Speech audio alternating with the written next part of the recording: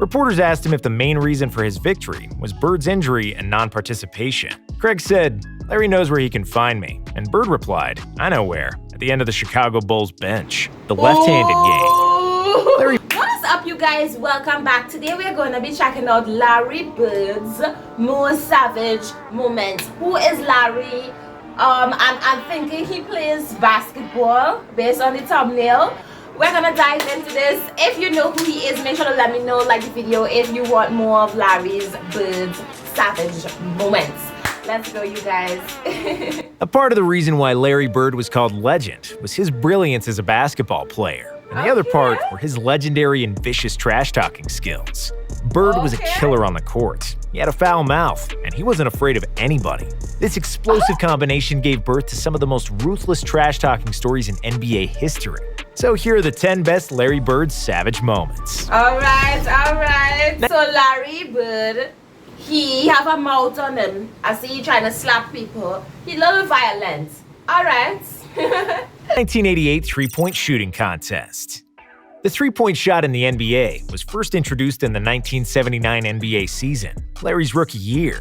7 years later, at the 1986 All-Star Weekend in Dallas, the NBA brought the first official three-point shooting contest to the scene. Larry won it, and repeated next year at the All-Star Game in Seattle. In 1988, he was going for a three-peat in Chicago. Before the start of the contest, Bird entered the locker room, did not speak a word to the other competitors, and just took a good look at them. He finally said, "I'm just looking which one of you is going to come in second." The room was filled with silence, because they all knew what kind of a shooter Bird was. Of course, Larry would go on to win again, proving that he's the best shooter in the world. He won without taking off his tracksuit, famously raising his hand while the contest-clinching three was still in the air. Response to Craig Hodges. Craig Hodges was one of the best shooters in the 80s, and he competed in the three-point shooting contest with Larry each time Bird was participating. Larry won 3 times, and Craig finished second twice. When Hodges finally took home the title of the best three-point shooter at the All-Star Weekend in 1989, reporters asked him if the main reason for his victory was Bird's injury and non-participation.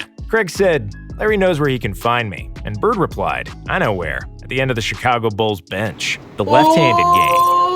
Larry Bird was in the prime of his basketball brilliance in the 85-86 season when he led the Celtics to the title. They lost only 1 game at home throughout the season and the playoffs, setting an NBA record with 50-1. The Portland Trail Blazers were the only team to defeat the Celtics at home in December, so they were a good bet to win in front of their crowd in February. Before the game, Bird surprised his teammates and journalists by saying that he would shoot all his shots with his left hand, except long jumpers. This was the last game of a long road trip, and Larry would always find new motivations and challenges to get through the monotonous grind of the regular season. In the game against Portland, he'd go on to have one of the most memorable games of his career. He hit a shot to send the game to overtime, and then hit a game winner in the OT. Bird finished the game with 47 points, with 14 rebounds and 11 assists. He scored 22 points with his left hand out of sheer boredom and fun, which tells you how insanely good and confident this guy was. Wow, that's amazing, eh?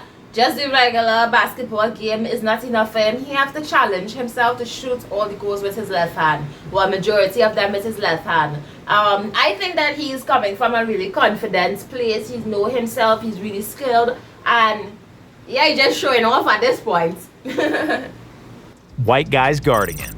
Larry is not white. Larry is clear, said Bill Murray in Space Jam, while explaining Bird's ethnicity to Michael Jordan. Larry Bird had skills for days. He was thinking the game 3 moves in advance, and his jump shot was money. He was nimble at 6'9", but he wasn't by any means an athletic player. Bird suffered from WMCJ syndrome, which stands for White Men Can't Jump, and he was aware of it. On one occasion, he called basketball a black man's game due to the natural ability and athleticism of African-American players. Because of that, he hated when the opposing teams would defend him with another white guy. Bird said that it was disrespectful to his greatness because he was dropping 30 and 40 on the most athletic players in the league. So if you put an unathletic white guy on him, that's barbecue chicken right there. In the trainer's lab.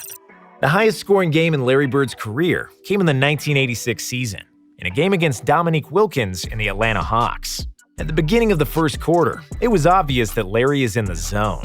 He'd hit everything he threw to the basket, with the announcers repeatedly saying they were watching the greatest shooting exhibition in basketball history. Bird scored 60 on 61% shooting and 15 of 16 on free throws, hitting ridiculous shots over several players. During the game, he suddenly said, "in the trainer's lap," to Hawks players, which meant he would try to make a three from the corner near the opposing bench. He got the ball, made the shot, and one Hawks player who tried to guard him tripped over and fell exactly into the trainer's lap, just like Bird predicted. The Hawks bench was so amazed that they were laughing and high-fiving each other, totally perplexed by Bird's brilliance. After that, they were fined by their coach Mike Fratello for cheering on the opposing player. Wow, Larry is savage. Larry is savage because not only is he confident, he is predicting what is happening next. Like, how do you even be that? Tormenting Dennis Rodman. Dennis Rodman was one of the best defenders in NBA history, with quick feet, long arms, and a motor that never shut down. He was a pest, an annoying pest who never stopped guarding, provoking, and getting into everybody's face, and he used to be a nightmare for scorers around the NBA. However, when he was just starting out, he needed to get some schooling from Bird. After Larry scored 4 consecutive shots over Rodman, he opened his mean mouth and started destroying Rodman. Bird started yelling at Rodman's coach, Chuck Daly. "Who's guarding me, Chuck? Is anyone guarding me? You better get someone on me or I'm gonna go for 60. Even though Rodman was almost superglued to him in an effort to deny him the ball, Bird was at his sarcastic best. "I'm open. Hurry up before they notice nobody is guarding me." Hold up, she's telling me this man actually telling the opposing team's coach, "Hey, what about me? You forgot to guard me. I'm gonna go 60. Like, that's crazy. Merry effing Christmas. 1990. Larry Bird loved to play against the Indiana Pacers, where he was always greeted as a king. It was where the hick from French Lick grew up, made his first basketball steps, and took Indiana State University to the 1979 NCAA Finals. And the game Boston played against the Pacers played on December 26, 1990, will forever be etched in memory of the Pacers shooting guard, Chuck Rifleman Person. Before the game, Person said to the reporters, "Rifleman is in the building. I'm going bird hunting today." At the tip-off, Bird replied to Person that he has a Christmas present waiting for him. While Chuck sat on a bench during the game, Bird received the ball in the corner and shot a three-pointer. As the ball was flying towards the basket, Bird turned to Person and said, "Merry effing Christmas." The ball, of course, came in without touching the rim, torching the Suns' bench. The best teams in the NBA often coast through the regular season and can lose their edge and focus when playing against mediocre opponents. In one game against the Phoenix Suns, the Celtics lost a double-digit lead and were trailing by 2 in the final seconds. The Celtics had the possession, and they could tie the game and go to overtime, or win it with a 3. Larry knew his Celtics shouldn't be losing a game to the Suns, and he wanted to play no overtime. So he went to the Suns bench and told all the players and coaches what was about to happen. "Yeah, I'm going to bust a 3 on you guys and just go home. I'm tired of this." Unsurprisingly, he lived up to his word. As the ball was still in the air, he turned towards the Phoenix bench and yelled, "Told you so." No. Only there's something wrong with Larry. Larry tell them I go and shoot this little 3-pointer here, whatever, and only be going home after this one. And while the ball mid-air, he's so confident to turn around and say, "Told you so," organize up all the things that we go. Like this man, all I need to check this man because he getting his information from a different source. This is more than confidence at this point. This man is psychic. How to be? Shot against Xavier McDaniel. Xavier McDaniel was one of the most notorious NBA players in the 80s. And on the court, he liked to get physical, like Olivia Newton-John. When he was playing for the Sonics and the Knicks, nobody was really messing with X-Man. However, Bird was not afraid of a scuffle, and there are multiple stories of Larry participating in bar fights during his NBA career. In a crowded Supersonics arena, Boston and Seattle played a close game tied just 10 seconds before the end.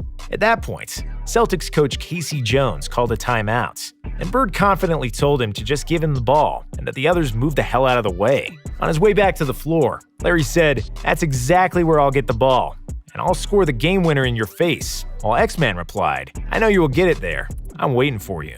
Bird received the ball right where he said he would and made a tough fadeaway shot. After Bird realized there were still 2 seconds left, he told McDaniel, "Damn, I didn't want to leave 2 seconds on the clock," while X-Man walked back to the Sonics bench in disbelief, tormenting a young Clyde Drexler. Before Clyde Drexler came into the NBA, he was one of the best players in college basketball. forming the famous Phi Slamma Jamma with Hakeem Olajuwon at the University of Houston. Drexler was selected by the Blazers with the 14th pick in the 1983 NBA Draft. And even as a rookie, he was already one of the most athletic guys at his position. However, Bird wasn't impressed. When Drexler subbed in the game against the Celtics, he started guarding Bird. Larry smiled at him and mockingly said, "You can't stop me. You're a rookie. You don't know anything." He would proceed to hit jump shot after jump shot over Drexler before the Blazers coach had mercy on him and subbed him out, while Bird was laughing at Clyde on the way to the bench. Wow, Larry Bird. Larry Bird is definitely savage. Larry Bird have a lot of confidence. Larry Bird I don't know, I wouldn't want to play against him. I really don't like, that kind of overconfident, arrogant thing. Those things not really nice. I mean, you gotta be friendly. But obviously, if you know you're good and you know you have talent, you're gonna have that kind of confidence. Not only does he have confidence, he seems to be able to predict everything. And I think that is something that we need to check out. We need to see where he getting these predictions from, because it's too accurate. I mean, that was insane. That was our first basketball reaction on the island, Mr. Larry Bird. What's going on with Larry? Where is he now? Somebody let me know. Like the video if you want more of Larry on the island, more basketball highlights. Let me know. Thank you guys for being here. Thank you for watching your favorite island girl.